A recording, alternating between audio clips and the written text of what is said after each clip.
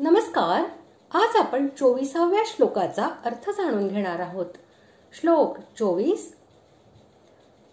नभस्पृशं दीप्तमनेकवर्णं व्यात्ताननं दीप्तविशालनेत्रं दृष्ट्वा हि त्वां प्रव्यथितान्तरात्मा धृतिं विन्दामि शमैश्च विष्णो. श्लोकाचा अर्थ: कारण हे विष्णू, आकाशाला जाऊन भिडलेल्या तेजस्वी अनेक रंगांनी युक्त पसरलेली तोंडे व तेजस्वी विशाल डोळे यांनी युक्त अशा आपल्याला पाहून भयभीत अंतःकरण झालेल्या माझे धैर्य व शांती नाहीशी झाली आहे.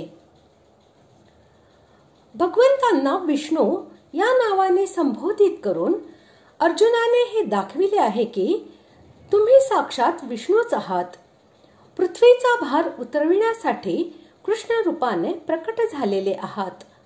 म्हणून तुम्ही माझी व्याकुळता दूर करण्यासाठी हे विश्वरूप आवर्ते घेऊन विष्णू रूपाने प्रकट व्हा.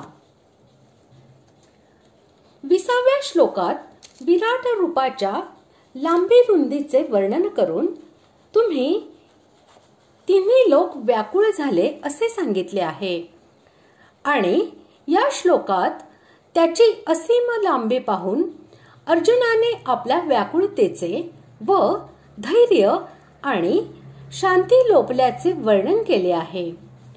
यामुळे येथे नभस्पृशम या विशेषणाचा प्रयोग केलेला आहे. अर्जुनाने आपण व्याकुळ झाल्याचे 23व्या श्लोकात सांगितले होते. तरीही या श्लोकात प्रव्यथितांतरात्मा हे विशेषण देण्याचा भावार्थ असा की तेथे फक्त व्याकुळ होण्याबद्दल सांगितले होते. इथे आपली स्थिती चांगल्या प्रकारे प्रकट करण्यासाठी अर्जुन पुन्हा म्हणत आहे की मी फक्त व्याकुळच होत नाही, तर तुमची पसरलेली मुखे आणि प्रज्वलित नेत्रे यांनी युक्त हे विक्राळ रूप पाहून माझे धैर्य आणि शांती ही लोप पावत आहे.